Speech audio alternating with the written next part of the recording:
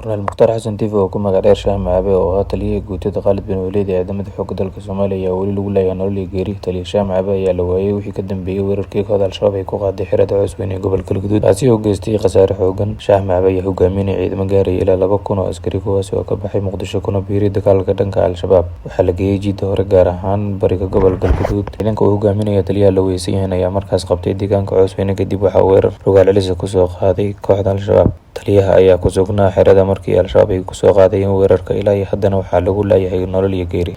Al-Shabaab ayaa maalmaha ka hor soo bandhigay muuqaalkii weerarkii Cusweyn, weli ma aysan sheegin in sarkaalkan oo ka tirsanaa saraakiishii iyo ciidamadii ay ku dileen weerarkaasi. Dhinaca kale, qaar ka mid ah qoyska sarkaalkan ayaa la hadlay warbaahinta ayaa sheegay in qoyskooda aaminsan yahay inuu nool yahay Shaah Macabe oo uuna ku maqan yahay shaqada qaranka. Xogaha aan helayno oo ay dadka noo soo sheegayaan waxa waaye inuu bad qabo oo caafimaad qaba kuna maqan yahay shaqada qaranka, ayay tiri Jawaahir Baarqab oo la hadashay BBC.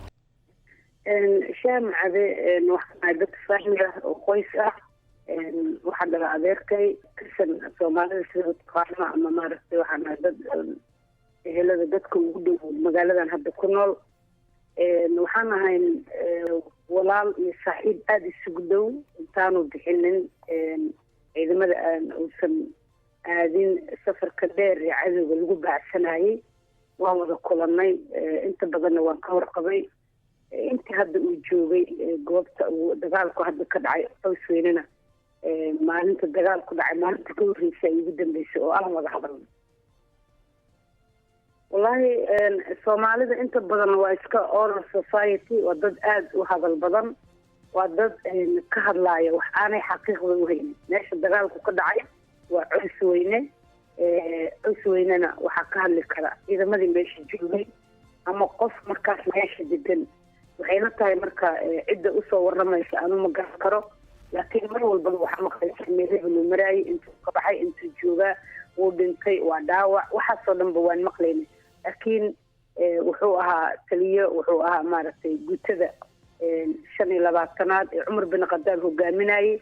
ilaa iyo haddana annaga Shaah Macabe Mukhtaar Xasan Tiif ayaa la yidhaahdaa.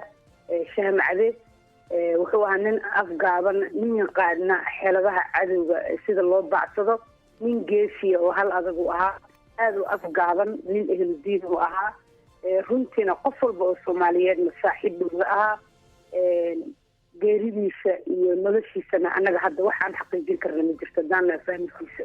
Sidoo kale waxay sheegtay inuu warbixin ka sugayaan wasaaradda gaashaandhigga Soomaaliya iyo saraakiisha ay wada shaqaynayaan taliyaha la weysan yahay. Laamaha dawladda oo shaqada ku lahaana waxaan ka sugaynaa taliyaha ma wuu dhintay ama wuu noolyahay, laakiin inta badan dadku waxay noo soo sheegayaan ama aan helaynaa xogaha aan helayna waxaa ka mid ah inuu bad qabo, caafimaad qabo, ninkaasna uu shaqo qaran ku jiro.